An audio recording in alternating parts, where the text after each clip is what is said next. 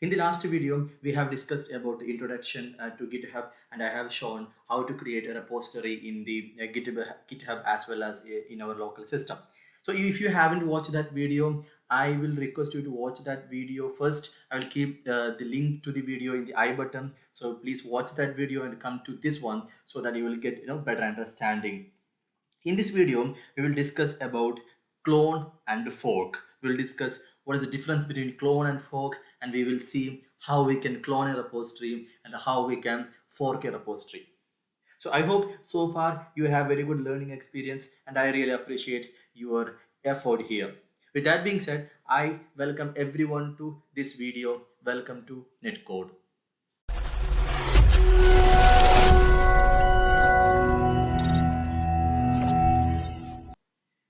In the last video, we have created my project repository in GitHub as well as in our local system. Now we need to connect our local repository, that is repository in our laptop, to the repository in GitHub. Then only we can update the changes which we are making locally to the GitHub repository. So we need to connect our local repository to GitHub repository somehow, right? So I will show one of the way to do that. So the one of the way is that first let's copy this URL. Okay, if you come to your repository, you will have a green button here, code. Click on this and you can copy this URL by clicking here. Just copy it.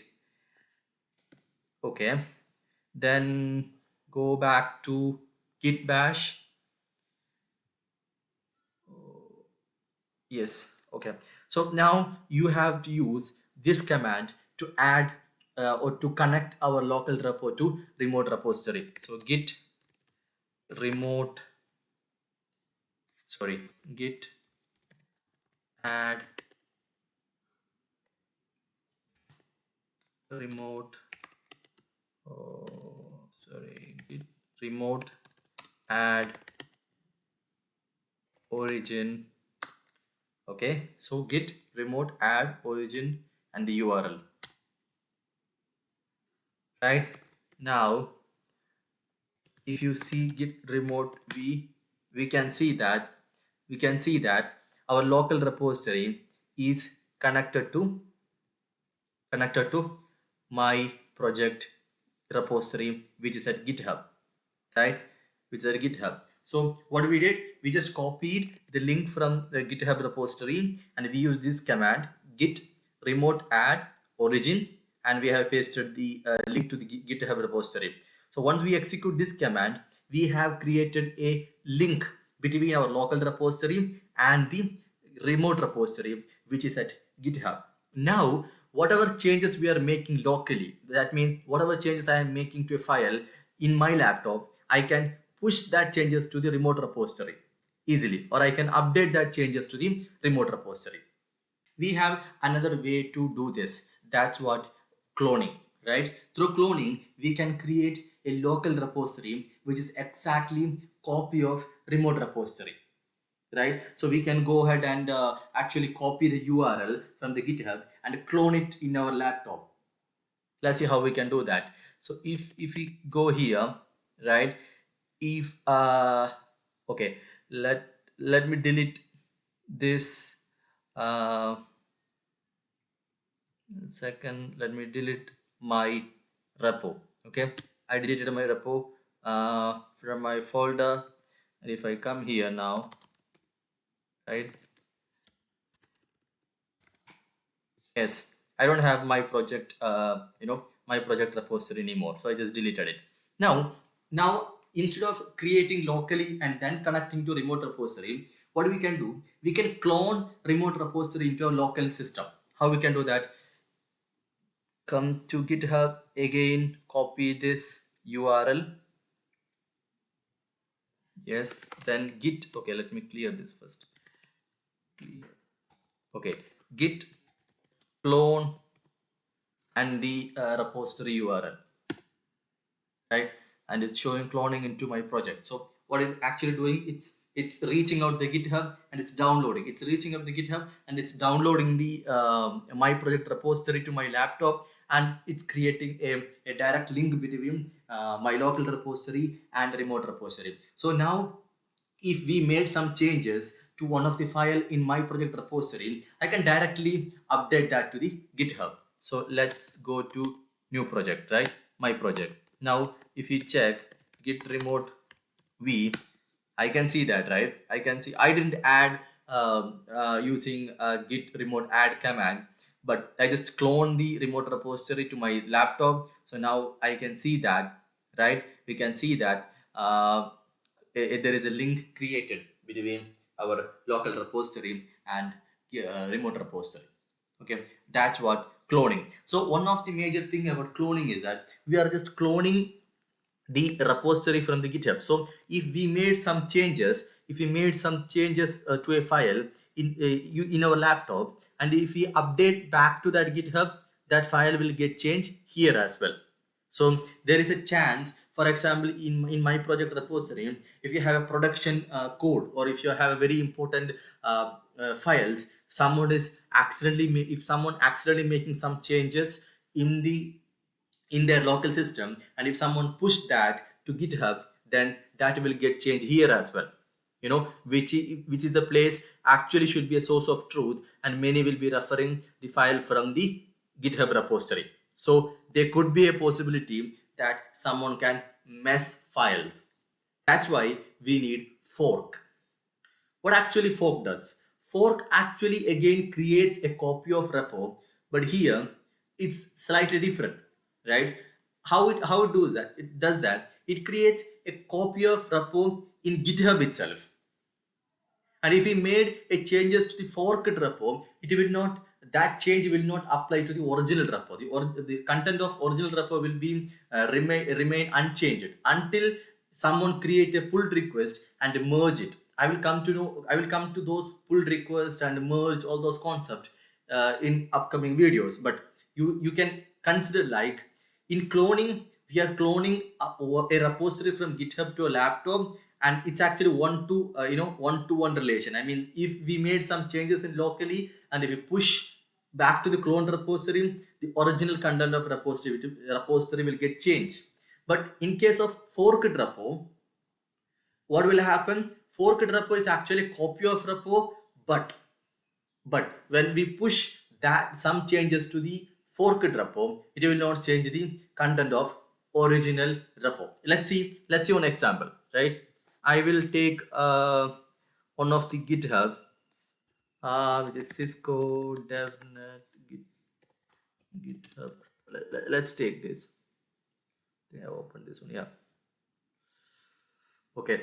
How can you fork? See, you can fork any repo, any publicly available repo. You can fork into your GitHub account, right? This I have actually opened a Cisco DevNet repository, one of the repository of Cisco DevNet. So I just come here. If you see, in the right corner we have option like fork. I just forked it, right? But yeah, one of important thing is you should be logged in. You should be logged in as your user. So then now you can see that, right, we are in my profile, and we have a forked repo. So if I show you here in the home page, here you see I have a repository in my home page, right? So this repo actually is copy of this repo. Copy of this repo. This is the original repository, and we have copied into my profile, and this is a forked repo. Now we can clone this repo to our local machine, right? I will just clone it. Now git clone. Oh, sorry. Git clone. Yep. Let it clone. Then we will make some changes and we'll update back, and let's see how it looks. So cd devnet. Okay. Now okay, let's make some changes here to the one of the file.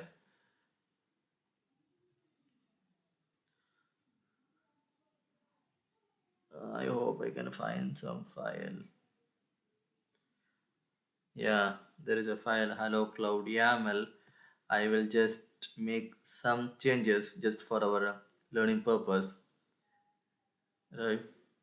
I will just remove this. Let's see. Hi, here is my name.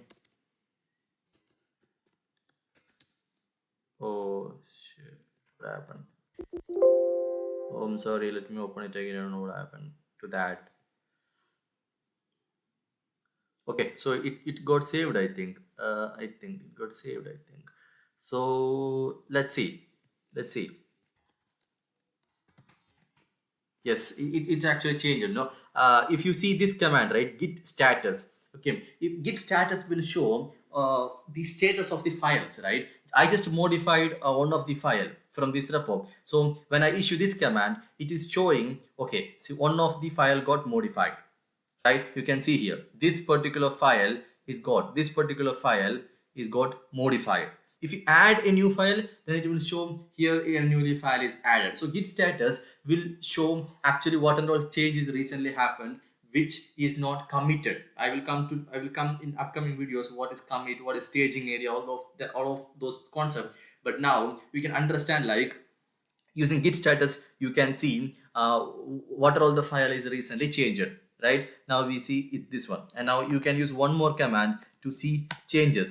You see, if you use git diff, you can see what changes happened to this file, right? You can see this line got removed. Okay, this line is got removed and this one is got added. That's what we did, right? We just removed it, and it's we just erased all the text. Now I will just add it here. I know this maybe you may not following all this, but you don't worry, we will definitely discuss all this,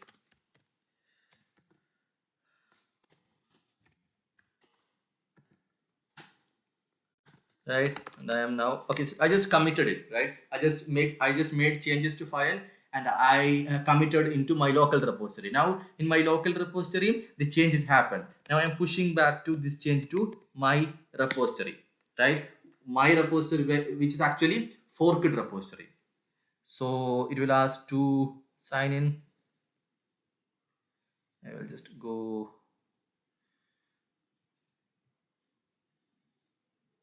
Yes, authentication succeeded. Yeah. Now we pushed our changes, right? We pushed our change. Now let's. This is my repo, right?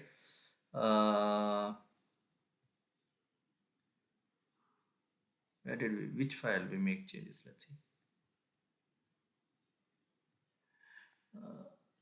It's Ansible 02 Ansible intro. I think this one, right? Yeah, this one. And in that we made changes to,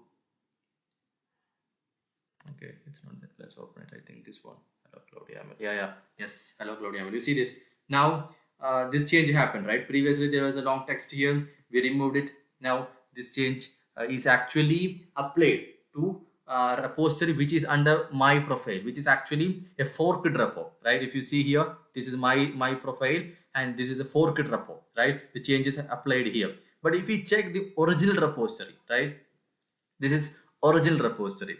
So if you check here, the let's go here, here you see this original repository is still unchanged. So we don't, this will make sure that we don't mess anything, right? Imagine this you can consider this repo as actually a production, a code which will actually production.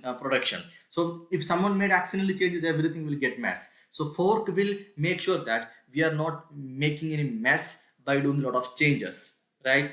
I will come to the those concept how we can merge changes from the forked repo to the original repository in the upcoming videos. That's all about today's video. I hope you have understood the concept of clone and fork. If you have any question, please feel free to comment in the comment section. I will try my best to answer it. Also, I will keep my Telegram group link in the description. I request everyone to join there so that we can discuss and learn together.